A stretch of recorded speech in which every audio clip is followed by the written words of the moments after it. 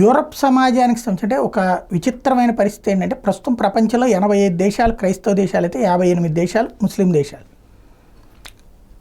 అటు ఇటు అవుతాయ్యా లేదా అంతకంటే పెరిగిపోతుందా?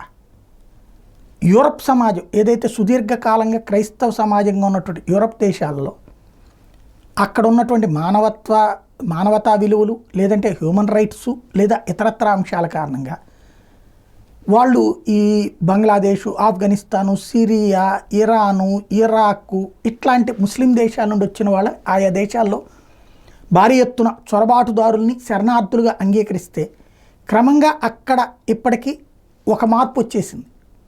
లండన్ లాంటి చోట్ల చూస్తున్నాం కదా ఏ విధంగా చివరికి అక్కడ పట్టణాలు కాస్త ముస్లిం మేయర్లు అవుతున్నారు. ఇక అక్కడ ఇంకా బ్రిటిష్ వాడు అవ్వడం అసాధ్యం, ఎందుకంటే వీళ్ళ సంఖ్య పెరిగిపోయింది.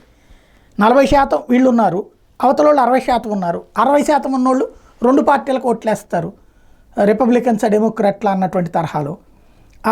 అదే సందర్భంలో వీళ్ళు 40 మంది ఒక్కటిగా ఓటేస్తారు, అయిపోతుంది. ఇక రాబోయే రోజుల్లో ఇప్పటికే ఫ్రాన్స్లో ఉద్యమాలు, జర్మనీలో ఉద్యమాలు, అమెరికాలో ఉద్యమాలు క్రమంగా మొదట మా మత సంప్రదాయాలు రోడ్డు మీద పాటిస్తాం, మీరు ఆపడానికి వీల్లేదు. తర్వాత అక్కడ మా మతకానికి సంబంధించినటువంటి ఇష్యూస్ని నడుపుకోవడానికి మీరు అబ్జెక్షన్ పెట్టడానికి వీల్లేదు. అది ఎవరు అబ్జెక్షన్ పెట్టరు. క్రమంగా ఆ పైన మారిపోతున్నటువంటి వ్యవహారమే అవి ఇస్లామిక్ రాజ్యాలుగా ఇస్లామిక్ చట్టాలు కావాలని కోరడం, ఆ దేశ చట్టాలు కాకుండా తమ మత చట్టాలు కావాలని కోరడం, తమ మత విద్య కావాలని కోరడం, వీటిని అంగీకరించే రాజకీయ పక్షాలని దగ్గరగా ఉంటాం. తద్వారా ఆ రాజకీయ పక్షాలు తాత్కాలిక ప్రయోజనం పొందితే భవిష్యత్తులో అది కాస్త మతం మార్పిడి రాజ్యం కిందన మారేటటువంటి క్రమం. ఇది ఒక వ్యూహాత్మకంగా నడుస్తోంది.